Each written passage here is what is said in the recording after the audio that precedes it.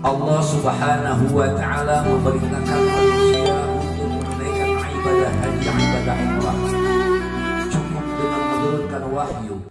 Saudara-saudariku dimanapun berada, Allah Subhanahu wa Ta'ala memerintahkan manusia untuk menunaikan ibadah haji, ibadah umrah, cukup dengan menurunkan wahyu melalui malaikat Jibril alaihi salam. Dan Allah Subhanahu wa Ta'ala memerintahkan manusia untuk menunaikan zakat, untuk melakukan puasa di bulan Ramadan, cukup dengan menurunkan wahyu melalui malaikat Jibril alaihi salam. Tapi Allah Subhanahu wa Ta'ala memerintahkan manusia untuk mendirikan sholat, untuk melaksanakan sholat, tidak cukup dengan menurunkan wahyu melalui malaikat Jibril alaihissalam saja, tapi langsung Rasulullah sallallahu alaihi wasallam diundang oleh Allah, dipanggil oleh Allah melalui peristiwa Isra dan Mi'raj, dikenal dengan menerima kewajiban sholat 5 waktu. Nah, kalau kita pelajari di dalam tarikh tersebut, ini satu isyarat, ini satu tanda bahwa ibadah sholat itu adalah ibadah yang paling utama, bahwa ibadah sholat itu adalah ibadah yang paling afdal, sehingga di dalam agama sholat itu merupakan imaduddin, tihangnya agama. Artinya sehebat apapun satu bangunan, jikalau tidak ada tihang, niscaya bangunan tersebut besar kemungkinan akan rubuh. Dalam ibadah pun sama seperti itu, dalam agama pun sama seperti itu. Jikalau tidak ada sholat, sehebat dan sebanyak apapun amal ibadah sholat yang lain, kalau tidak ada tihangnya, kalau tidak ada sholat, besar kemungkinan amal ibadah yang lain pun akan rubuh. Ini penting-pentingnya sholat. Dalam hadis lain Rasulullah SAW pernah menyampaikan, awwalu ma yuhasabu yaumal qiyamati minan nas as-shalah.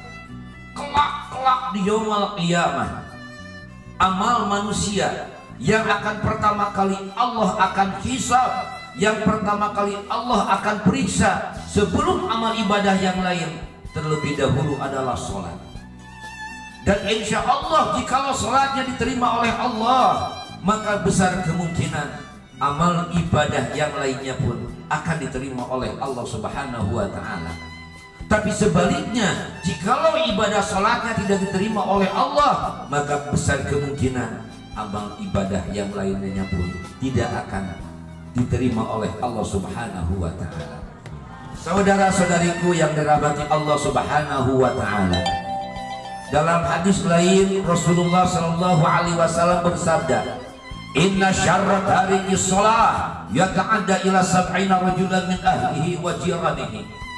Kata Rasulullah, inna syarra tariki sholah, sesungguhnya dosa-dosanya, berat-beratnya dosa orang yang meninggalkan sholat fardu itu yata'adda ila sab'ina rajulan min ahlihi, akan membawa dosa kepada 70 orang min ahlihi, di keluarganya.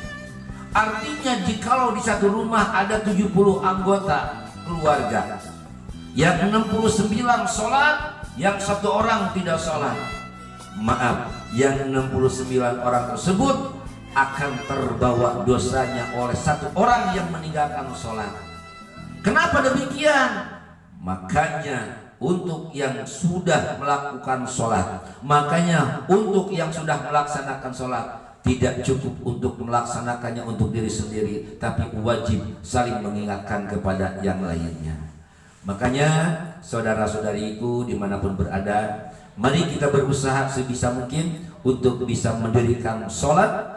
Dan maaf, yang disebut mendirikan sholat itu bukan hanya melaksanakan sholat saja, tapi yang disebut mendirikan sholat itu adalah melaksanakan sholat diiringi dengan ilmu-ilmu sholat. Mudah-mudahan Allah Subhanahu wa Ta'ala menjadikan kita semua, keluarga kita semua, muqimah sholat, orang-orang yang mendirikan sholat.